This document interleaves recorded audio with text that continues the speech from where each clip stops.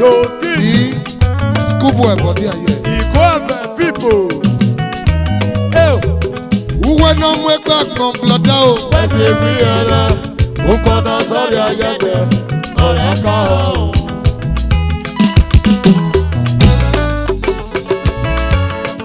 I want the world. Equipment people. Esan Oyeeee social crowd of Benin. Ogodua. Who the Togidi? Ono Sadeba social crowd of Kaluwan. Joyce superstar. Who went on way back from Bloodao? Where's the beer?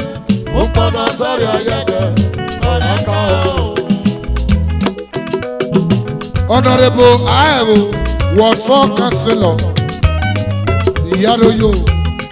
Siva, Afu Wegwe. President Stanley Humble Club, Stanley Ekiaba, Baba Young, Committee Chairman, Anointed Money, Vice Chairman.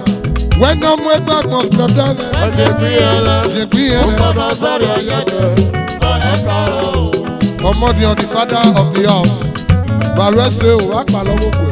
Eba, Iga. Esan Oyeeee social club. Afu Wegwe. Humble club. Valwese o. Adabhiie wa. Siva. Engineer Odion. Sive Amaluemi Nosi. Siva. Amo Bonosi. Valwese o. Afu Wegwe. Valwese o. Adabhiie wa. Humble club. Osasawabu. The father of the house. Baba Amagian. Amakia. Special man. Amakia. The father of the house. Baba Omos Orukwe.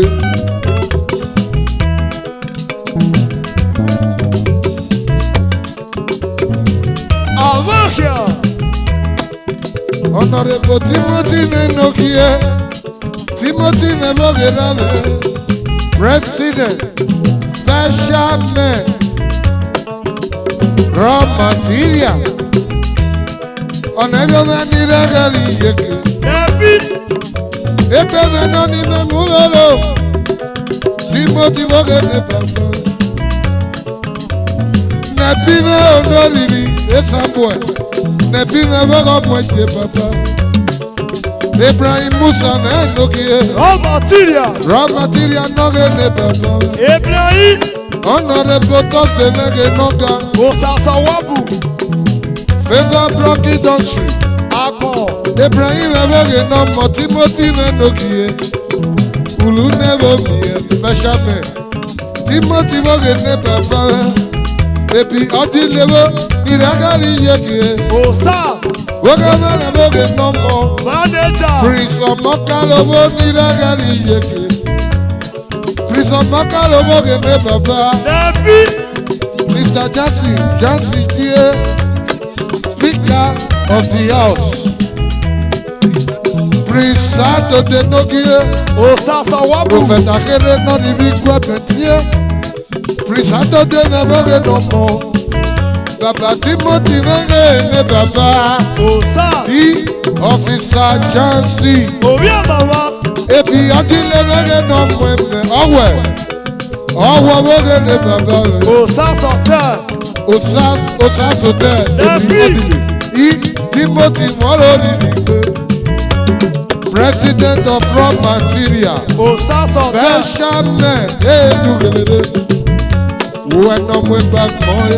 Oria Baba. Ibrahim Musa. Raw material.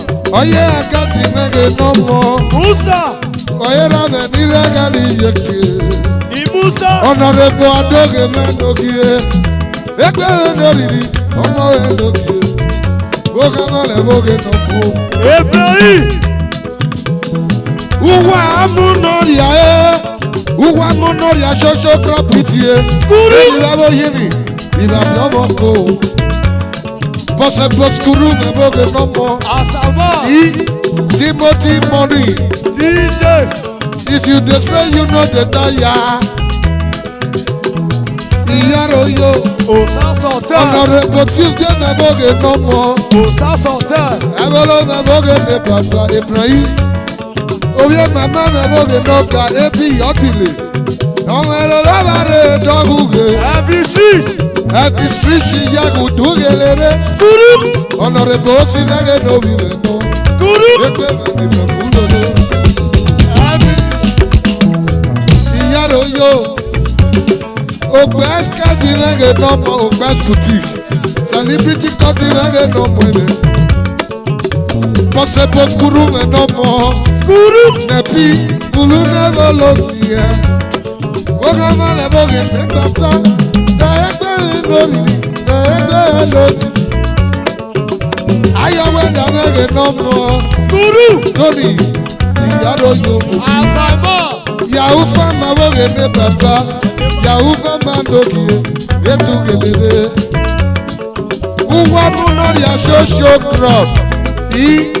President Wazobia. Skuru. Uwa munoria social crop. Timothy Eravendogie. Skuru. If you despair, you know the tire. Possible skuru. Yagudu gele. Ibrahim. Sonny nege no point me no. Musa. Oh, they can't go quit there. Skuru.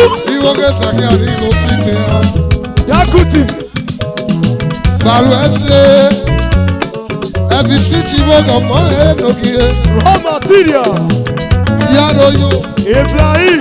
See my manager. Wahala. Bakari go quit there. Ude. Timothy Endogie, celebrity God, for the post to rule. Ibrahim. Iyaro yo kesi tokoku, báwọn ya Bakari go pè mí. Skuru. Asaba.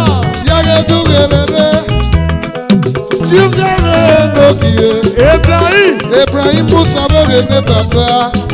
Ebolo niye, yage dugele, Obi. ekele ni mebulele, Obiki.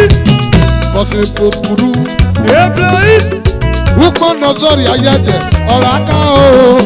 Ukpo nọzọrị ayẹjẹ ọ̀rọ̀ aka o ẹ̀dọ̀gbẹ̀. Ọ̀rọ̀ aka o ẹ̀dọ̀gbẹ̀. Sky n'oge eno. Sky udugelere. Kẹsìtì okokun ẹ̀bọ̀gẹ̀ n'ebe. Ibrahim. Prince Sati yagudugelere. Raw material. Iboge sábà bí ọmọ bẹ pẹ mẹ. Skuru. Pose poskuru me bo logie. Ekari go pipe ya. Every street. Kesi di okoku. Skuru. Wari go pipe ya. Ibrahim. Ibrahim. When I'm way back on the name.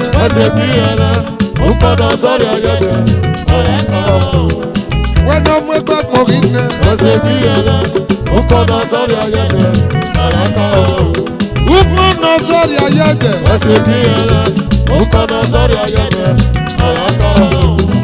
Ukpo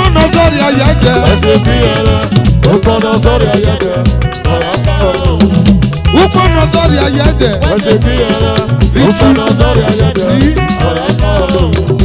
Obi ilu n'ogie. Osi ihe n'ogie. Baba.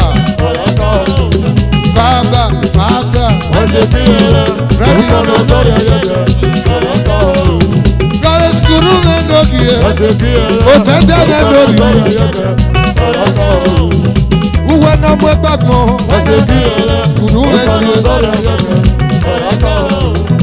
Ukpo nọzọrị ayẹjẹ. Osaro lórí ní Italy. Osaro n'ezoge nọga lórí ní Italy. Kolobe si mege ne rame. Kolobe. Kolo. Ukpo nọzọrị ayẹjẹ. Osaro n'ezoge nọga. Bonaiza. Era me bo n'oge. Nazi me n'oge.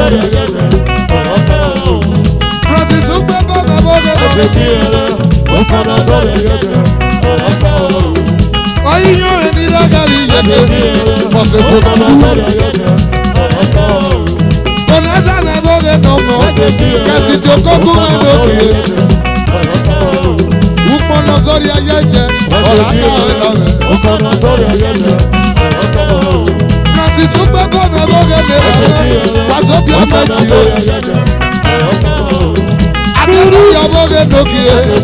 Adebayo. Onaza na boge moite. Onaza na boge. Kahera na boge nomo. Pose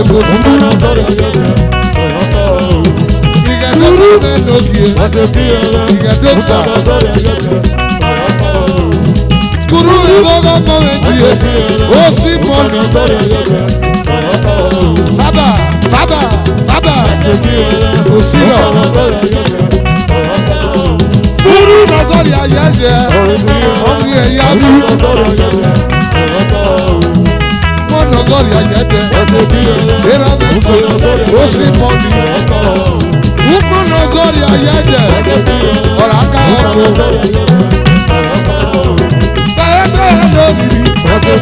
Mommy ẹ̀yà mi. Mommy ẹ̀yà mi bíi. Iyán ẹ̀rọ ní lọ́gàlì yẹ̀yẹ̀.